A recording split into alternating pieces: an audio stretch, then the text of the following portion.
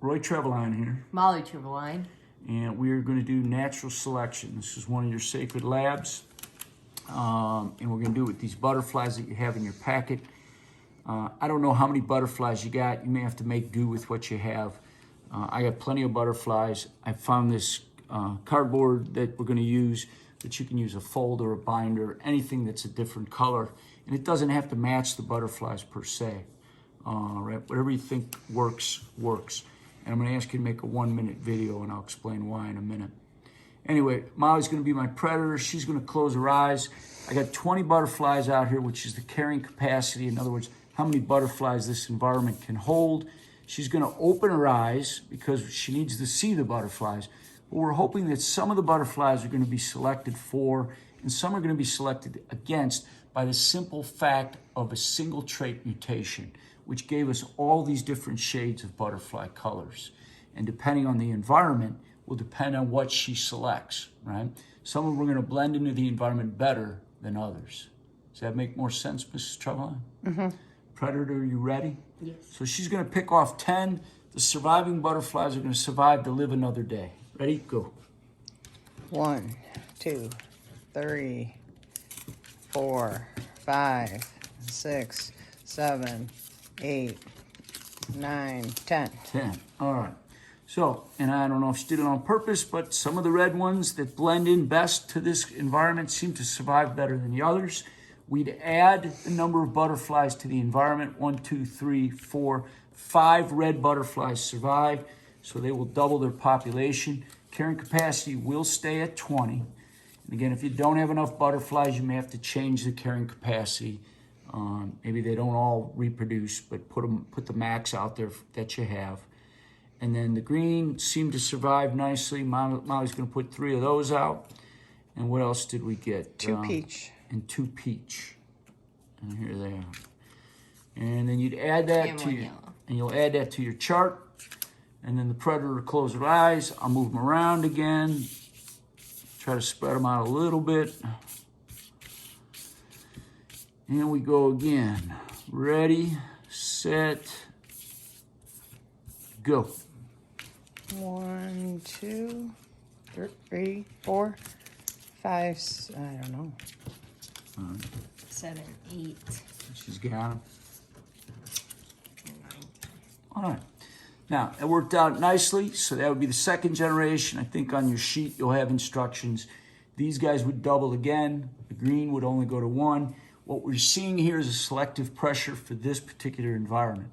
Remember, please, that the mutations are already in the environment, right? These butterflies didn't turn red because the environment was red. That mutation already had to be there, right? The variation had to be there ahead of time, right? Now, the second part of the lab is going to ask you to find an environment that's more neutral to all these colors, right? I just picked the whiteboard that I usually write on. What if we put these out here? Is this variation in color, these different colored butterflies, going to matter in an environment that's white? Now notice there are no white butterflies, right? There are no white ones out here. So the white is not going to matter in terms of, right? They're not going to turn white because of the environment, right? Will any of these colors be better in a white environment? So you're starting over now. You're not doubling the reds anymore. This is the whole new scenario, your second chart now in the lab, and they'll have that lab to tell them that. So Molly's little comparison over there is not necessary. Well, no, It was that's cool. nice, though. That was cool, yeah. Obviously, the green was selected for. It also flew together. That was not a favorable trait. Oh, it flew together? These guys all flew together. Okay. I could swipe them up in one. Oh, yeah, well, that might be a different trait. All right, let's assume there's 20 out. Again, you're going to go a different scenario second time through. This time we picked a more neutral color, one that I don't think is going to favor any of the extremes or any of the colors per se.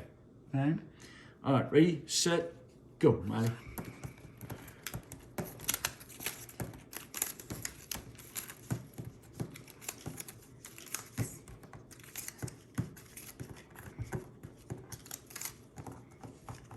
How are we doing on time? Almost 5. She didn't like yellows. They weren't appetizing. All right, and so we look at them all, and I don't know. Maybe the yellows seem to be favored.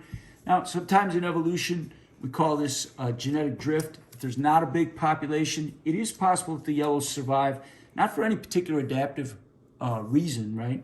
But just for the sake of sheer luck. Just a small amount of butterflies, and she just happened to eat more of the green ones than the yellow ones. We go through 4 generations here. We see if the yellow ones last.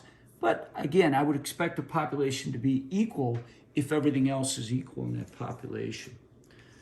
All right, so that's the 2 scenarios I'm going to ask you to do. The last thing I want to show you today is a type of natural selection. If we look at the shades, and I asked my wife to make shades that were pretty darn close to the same here. I got these butterflies that are red, some that are pink, and then I don't know. What do you think, Mrs. Treveline? The yellow? Yeah. Right? The red and the yellow made the peach. Red and the yellow made peach. Yeah, that sounds good. And let's again assume there's 20 out here. I'm not going to bother counting them exactly. But if, in this case, there was less extreme coloration, right, that the colors were closely blended, we call it directional selection. In this case, if the reds were going to survive over these green ones, huh? In fact, if we sent the predator in and he picked off all of these greenish yellow colors, right, there would be more favored towards the red than there would towards the yellowish green, right? And we call that directional selection. If, however, I put these guys back out here and I favor the extremes this time, let's say I favor both the extremes, the red and the yellow, and the peach are selected against, we're going to call this disruptive or diversifying selection. I don't know why they give it 2 different names, but both the extremes survive, right? The very yellowish and the very reddish survive.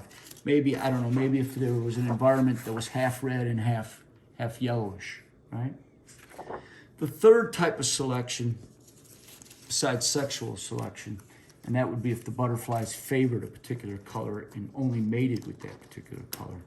But the third type of selection there would be is what we call stabilizing selection.